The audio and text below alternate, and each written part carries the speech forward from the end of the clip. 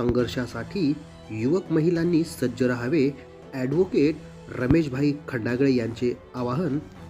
चळवळीच्या संघर्षासाठी युवकांनी आणि महिलांनी पुन्हा सज्ज राहावे असे प्रतिपादन मनुस्मृती दहन दिनानिमित्त आयोजित स्त्री मुक्ती संघर्ष परिषदेचे उद्घाटन करताना सोमवार दिनांक 25 डिसेंबर पॅन्थर नेते ॲडव्होकेट रमेशभाई खंडागळे यांनी केले.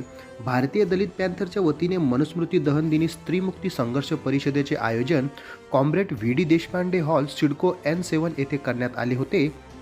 या परिषदेच्या अध्यक्षस्थानी शोभा पद्मने ह्या होत्या, तर प्रमुख वक्ते म्हणून प्राचार्य भगवान धांडे यांची, तर यावेळी रामदास मगरे, प्राचार्य समाधान धांडे, सुभद्रा नवगिरे यांची उपस्थिती होती.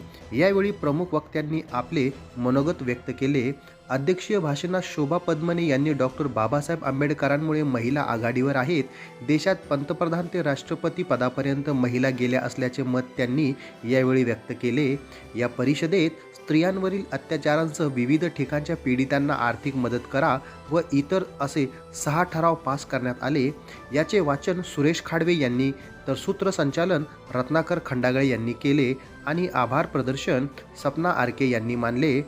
परिषदेच्या यशस्वीतेसाठी उषा खंडाळे, आशा बागुल, दुर्गा गायकवाड, रेखा भुईगळ, नितेश तांगडे, गणेश चव्हाण, कडुबा म्हस्के, देवीदास मगरे, किरण आरके यांच्यासह इतर भारतीय दलित पॅन्थरच्या पदाधिकारी यांनी अथक प्रयत्न केले.